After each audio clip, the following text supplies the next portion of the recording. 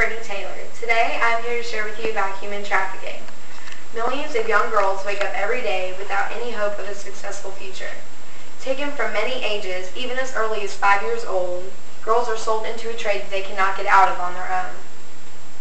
I have friends in my church who are involved with local organizations and support groups for victims of trafficking and have been exposed to these ministries and what they produce. I have a heart for children, so hearing such abusive behavior for such young girls is heartbreaking to me. Today, the bondage of human trafficking enslaves millions of young women. But together, we can liberate these young women, help them realize their God-given purpose, and give them a brighter outlook on life. I will be sharing with you today what sex trafficking is and how it can occur, how widely spread across the world it is, and what organizations there are to help and what we can do to help. Sex trafficking has a lot of misconceptions, says Huffington Post. It is seen as glamorous, like in the movie Aaron Brockovich, produced by Soderbergh. But in reality, human trafficking is a form of slavery. Merriam-Webster dictionary gives the definition of slavery as submission to a dominating influence.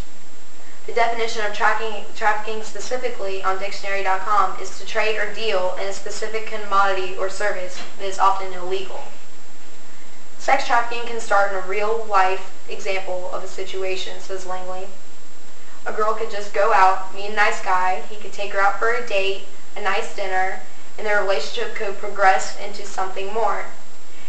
He could then start forcing her into situations that she can't get out of. Sex trafficking is widely spread across the world. Locations internationally include Fiji, says Nabal Lavalu. Locations locally in the U.S. can include Charlotte, North Carolina, says Balderas, and Atlanta, Georgia, says Blue Sea and the Starstick. There are organizations to help victims, though, and we can also get involved to help.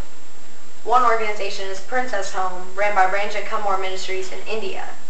The Princess Home is a home for victims to live in that are rescued from sex trafficking. They are taught a trade to make bracelets or pieces of clothing, such as this bracelet I'm wearing right here, and they support themselves and their families on these trades.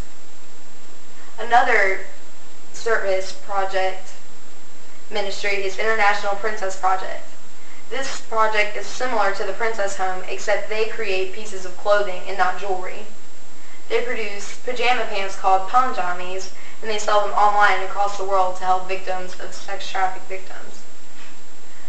We can help victims of sex trafficking by praying for the victims, by volunteering with different ministries, by buying products or donating money to these ministries, or by going online to see what we can do to help. Today we cover what sex trafficking is, how it occurs, how widely spread it is across the world, and what organizations there are to help victims and what we can do to help. To give millions of young girls the hope and dignity that they deserve, I encourage you to remember Jesus' command to love. Mark 12:31 NIV says, "Love your neighbor as yourself." By getting involved, we can be God's servants and helping them realize who they are in Christ. 1 John 4:12 NIV says, "No one has ever seen God, but if we love one another, God lives in us, and His love is made complete in us." If we can help these girls and help free them, they can see God's love through us.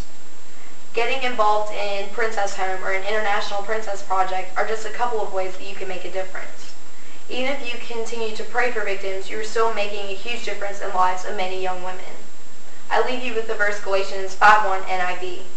"It is for freedom that Christ has set us free. Stand firm then, and do not let any of yourselves be burdened again by the yoke of slavery." Together we can stop sex trafficking.